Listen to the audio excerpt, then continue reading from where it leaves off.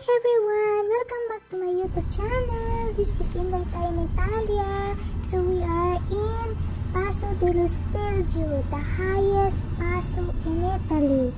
So ang haba niya guys is about 2,757 meters above sea level. So ganun kataas siya.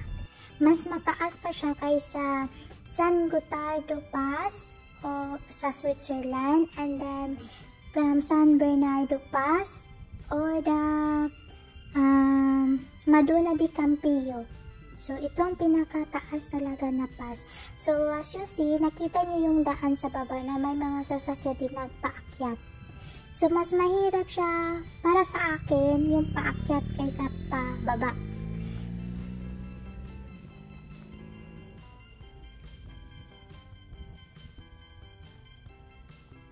Yung pag-akyat namin dito, yan, kita nyo guys yung daan, nakikita din nyo may mga wildflowers. So syempre nagpicture ako dito, abi ko picture, hindi pala picture, video pala itong ginawa ni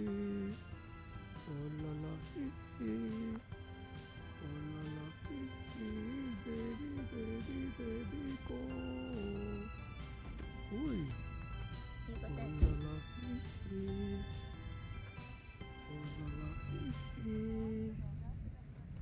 2,700 meter. Nakita nyo guys, ang ganda, sobrang ganda. Ma-enjoy mo talaga, kaya lang marami din makukuha lahat yung sa paligid mo kasi marami ding tao. So kailangan mo talagang bigyan ng privacy yung iba. So ito lang banda na walang tao ang kinukunan namin ng video. So for memory, for good memory yata. You see? Nakita nyo guys yung baba. Yan. Nakaka-relax pag pumunta dito guys. Hindi din mainit kaya mas maganda din. Wala talagang kapuno-puno. Wala kang makikitang kahoy na kaya nasa taas naman good kaayo. Kita niyo mga wildflowers. Ganon.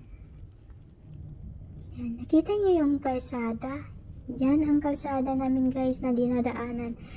Pero nasa kabila kami. Pero ganyan din ang daan. So ito yung mga wildflower. Diba ang ganda din? Kahit na na mga wild sila. Pero sobrang ganda. You see guys, nakita nyo yung kalsada, yung daan. Yan o. Oh, diba nakita nyo? Paikot-ikot, para siyang WS, yun. May marami pang umaakyat. Pero marami na din umuwi, yung pababa. So, yan lang guys. Thank you so much for watching. Bye, Inday Tayo in Italia. Bye!